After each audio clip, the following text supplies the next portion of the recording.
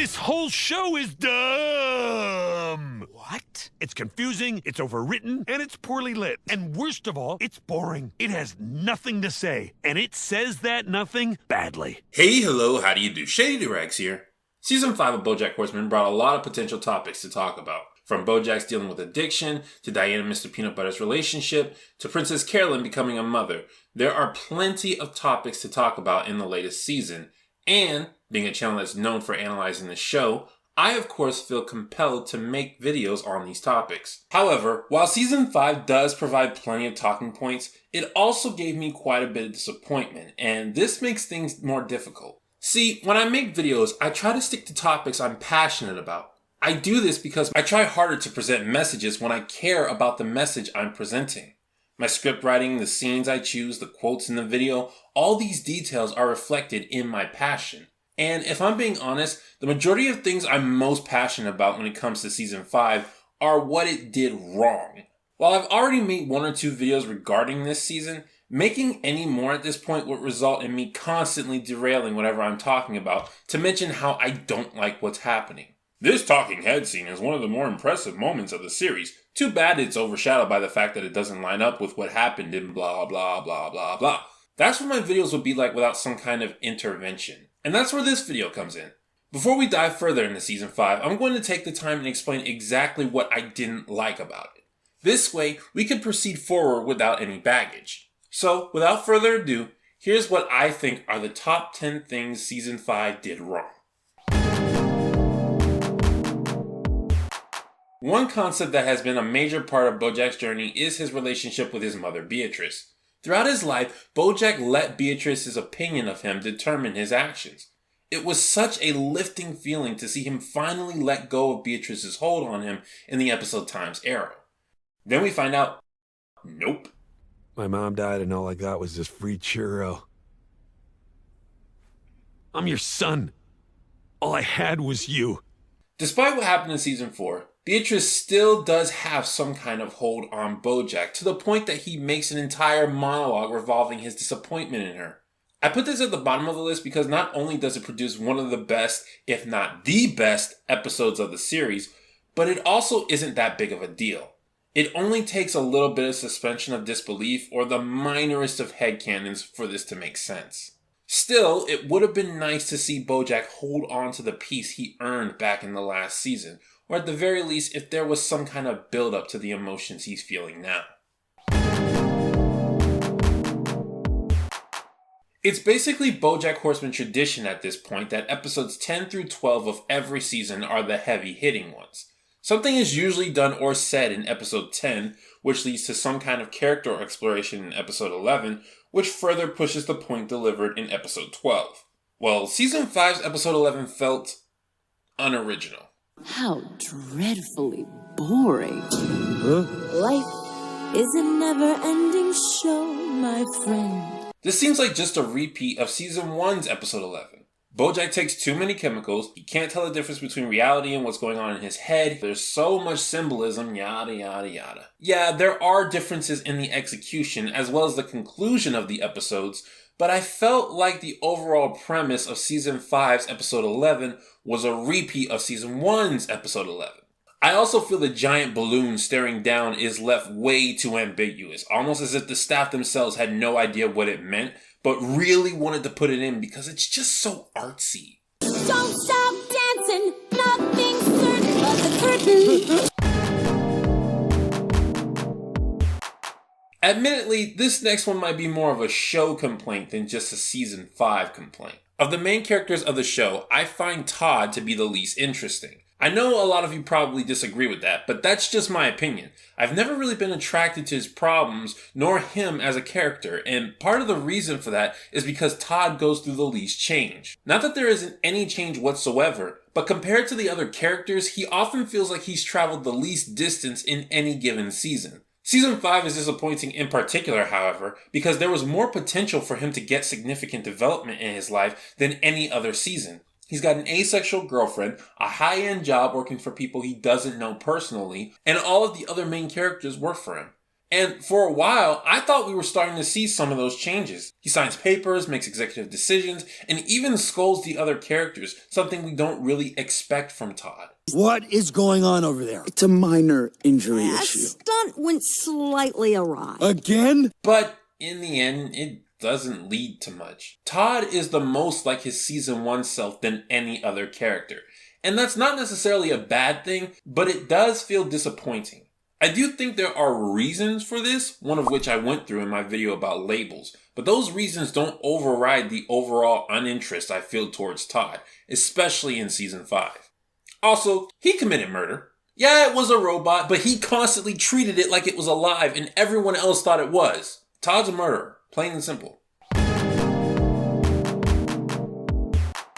Todd's waist, however, cannot compare to Yolanda's. This character had all the potential to be as interesting as Gina. Her asexuality, her job at the BBB, her high standards, and her awkward personality all could have made for great arcs for a character to have. Sadly, she was dumped off by episode 3, both literally and not. Yolanda, we need to break up. What? The only thing we have in common is that we're asexual. Now, I'm used to seeing certain characters not make it through Bojack Horseman because, despite their potential, the focus does need to stay on the main cast. But the difference between someone like Yolanda and, say, Wanda, is that while Wanda certainly has potential for more stories, we've spent enough time with her character to feel like we thoroughly understand her. Yolanda got one episode where she was the focus, and while it certainly delivered, it wasn't nearly enough to say her potential as a character was reached. I can only hope Yolanda comes back in later seasons. The sooner the better, because that potential is extremely untapped. I actually surprised myself when writing this script. Not only am I putting Princess Carolyn on the list, but I'm putting her much higher than I anticipated. This surprises me because, in my opinion, Princess Carolyn went through the best arc of the main cast. She pushed forward from where she left off from the previous season and faced new problems that made sense. For the most part, she met all expectations of her character. For the most part. There is one pretty significant moment about her arc that can't really be overlooked. A year ago, we wanted to have a family together. I still want that. Ralph, no, you should go. Yeah, the second quote-unquote breakup between Princess Carolyn and Ralph makes absolutely no sense. We are shown that Princess Carolyn is still attracted to Ralph and vice versa. Or seeing a movie with your new girlfriend? Or staying in and watching cable? I get what you're asking, and the answer is no. I don't have cable anymore. Oh. Or a new girlfriend. I'm not seeing anyone either. We are shown that she believes she made a mistake in breaking up with him in the first place. I wish you'd stayed with me that night. You told me to leave. Yeah. I guess the lesson is, don't listen to me, right? And we are shown that her not being willing to adopt a child, the concept that led to their initial breakup, is no longer a factor. I can't believe you're adopting. I just realized it was the right thing for me. So why does she reject him again? I changed. I have plans now, and you're not in them. You had plans before, Princess Carolyn, and adopting a child wasn't one of them. But plans change. Jeez, the entire arc she had in season 4 was her learning she couldn't do everything by herself. This conclusion just tramples all over that. I have a feeling that characters like Ralph and Yolanda were gotten rid of for reasons outside of story purposes. Like the voice actors' contracts expired or something. And if that's the case, I can understand how the writers needed to write around that, but the execution of getting rid of their characters is horrible. Especially Ralph's, since doing it made Princess Carolyn regress as a character. The show Philbert plays a very prominent role in season 5. Many people, myself included, believe this to be a representation of the Bojack Horseman show itself. Now, that's not a bad idea, but I did find a few issues of how the show went about it. For one, while there are very obvious clues that Philbert is indeed a representation, the first episode makes it very confusing with its insinuations that it's not. Bojack, I'm not writing scenes for my television show and also directing them in order to teach you lessons or send you secret messages. Everything we're doing over these next 10 weeks, the places I'm gonna take you, it's not about you, you know? It's Philbert. It really sounds like the show is telling its audience that everything is just a coincidence and that it isn't making a show about them. Again, it's not clear if this is the case, but if it is, I gotta say, I really hate when a show goes out of its way to tell its audience that it's not about nor for them, because in order to do that, the show has to prove itself wrong. By putting in your show a message to your audience that it's not about nor for them, you make it about and for them. But I think my bigger concern is the disdain the message of season 5 seems to have against its audience. And I think that that's what this show says, is that we're all terrible, so therefore we're all okay. What? That's not the point of Philbert, for guys to watch it and feel okay. How dare anyone get a different interpretation about our work than what we intended? Guys, death of the author is a thing. A heavily abused thing, but it's a thing. I was a lot angrier about this the first time around, as I feel that anyone can get any interpretation from any art, so long as they can back up their stance. Now that I've had some time to mull it over, I'm not as angry at this, and in fact, I actually understand where the show is coming from. Bojack Horseman is a show that is made to get people to think about their lives, to help them. If people take away a bad moral from it, then it doesn't help them. In fact, it does the opposite, and I understand that all too well. Some of my videos where I try to deliver certain messages are taken in ways that I didn't intend, with people leaving in ways I didn't want. And I tell these people, that's not the point of the video. That's not the point of Philbert. I'd even make videos saying, this isn't the point I was making. That's not the point of Philbert. If we're allowed to disagree with the author, then the author is allowed to disagree with us. However, I went ahead and put Philbert as a whole on the list because there is one thing I still dislike about it. The conversation that Diane and Bojack had potentially does create bad morals. Bojack got from the show that people should be able to move on from the bad things they've done. Diane argues that people shouldn't justify their bad behavior. It is very likely that people are going to choose a side here, but that's a bad idea. Both characters are right. People need to improve themselves, but the only way to do that is to move on from past mistakes. Bojack is ignoring the improve themselves part, while Diane is ignoring the move on part. Maybe that was the point, to have people not take sides, but given how these two are presented throughout the season, it really feels like the show itself took the side of Diane and presents her as the right one. Speaking of which... yeah, you knew she was going to be on the list. When it comes to Diane, I have to be careful. I can't just ignore her, as she is a core part of the show, but a lot of people feel I have a bias against her. So, for the purpose of this list, I'm going to ignore all the things Diane does that gets under my skin personally, and trust me, there are a lot of them, and only focus on the things about her that make the season weaker. Because while Diane is a character who does things that I do not like, since my first Bojack Horseman video, I have advocated that what she does is good for the overall story. That opinion changes now that we have season 5. Honestly though, Diane doesn't really become a major problem until the final episodes of the season. After spending most of the season working together on a major project, Diane and Bojack have a fight about the final product. Bojack goes on a trippy adventure only to come crawling back to Diane for help. Diane, however, doesn't give him the answer he wants, but still gives enough of an insight to Bojack on how he can start being better. Does this sound familiar? Here, let me say it again. After spending most of the season working together on a major project, Diane and Bojack have a fight about the final product. Bojack goes on a trippy adventure only to come crawling back to Diane for help. Diane, however, doesn't give him the answer he wants, but still gives enough of an insight to Bojack on how he can start being better. Yeah, season 5 Diane is trying to be season 1 Diane. But isn't that a good thing? Wasn't season 1 Diane the version a lot of us liked more? Well, it's like I said, I've always advocated that the show was making the best decisions it could to the story when it came to Diane. Season 1 Diane was the voice of reason, but you can't really describe that about the later seasons of the character. And that's the main problem here. Season 5 treats Diane as if she's still the voice of reason. Now, a voice of reason is not a bad thing, but Diane's character has evolved past that. Let me put it this way. The roof scene is one of the most cinematically rewarding moments in the show.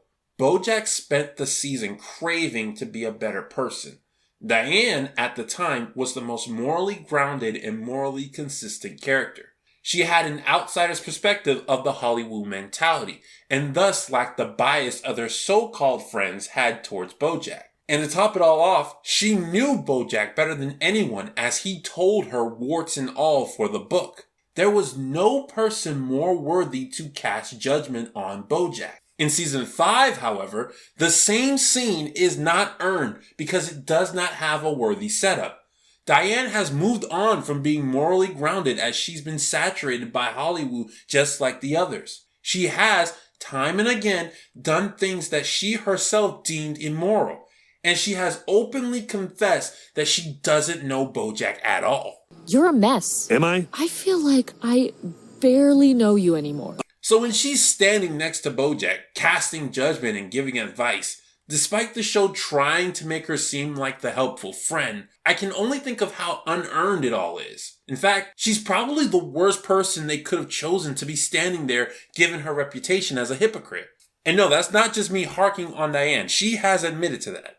I'm a hypocrite. I'm miserable, and I make other people miserable. Also, the advice Diane gives to Bojack in season 5 goes completely against her earlier advice. Season 1, Diane believed that actions define people, and that anything deep down was irrelevant. That's the thing. I don't think I believe in deep down. I kind of think all you are is just the things that you do. But season 5, Diane seems to believe that intentions are what's most important. There's no such thing as bad guys or good guys. We're all just guys who do good stuff sometimes and bad stuff sometimes, and all we can do is try to do less bad stuff and more good stuff. I actually don't agree with season 1 nor season 5 Diane when it comes to these quotes. I think what defines a person is a combination of their intentions and their actions. The point I'm trying to make, however, is that Diane is contradicting herself, and because of the circumstances, it does not feel like genuine advice. This feels more like season 5 Diane trying to justify her own actions, finding an excuse so she can deal with herself. Because if she has to accept that there are bad guys in the world based on what people do, then she has to call herself a bad guy because she knows she's done bad things. And, that would be fine if the show's purpose was alluding to that. But I don't think that's what the writers were going for. The last moments of season 5 seem to really try their hardest to view Diane as a selfless friend with really good advice. I don't understand why you're being so nice to me, after everything you know about me. You're here, and I hate you. But you're my best friend, and you need me. But given her actions, I don't view it that way. If these exact words had came out of season 1 Diane, while I wouldn't have agreed with her, I would have believed they were genuine, that they were actually something she believed. Instead, because of the setup, I'm forced to believe she's making things up for the shows and her own agenda, which feels really artificial. This is Bojack at the end of season 4. But I've never had a brother.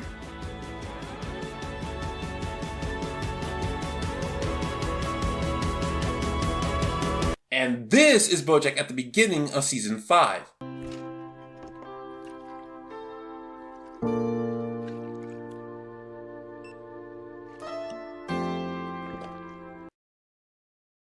Why is addiction suddenly affecting the story the way it does? Not that there hasn't been time where addiction affected the story, but why has the importance of it suddenly been ramped up? I mean, there are ways that this shift could make sense, but it's not a natural process through context clues. Seeing the transition from season 4 Bojack to season 5 Bojack is like seeing a finished connect the dots puzzle, but somebody skipped a few numbers. You understand what the picture was supposed to be, but you can't help but wonder how and why someone skipped crucial steps in making it look right. I think the biggest flaw with Bojack's sudden depressing arc is that it's a season too late. If you had shown me this after Sarah Lynn died, but before Bojack met Hollyhock, I could easily see him going through all this. But, as is, if they wanted this to make sense, they needed more than what we were given. It comes across as Bojack randomly running into more problems than flowing into them naturally. Throughout this list, I've been going through several elements that, while they angered me greatly when I first saw them, that isn't the case anymore.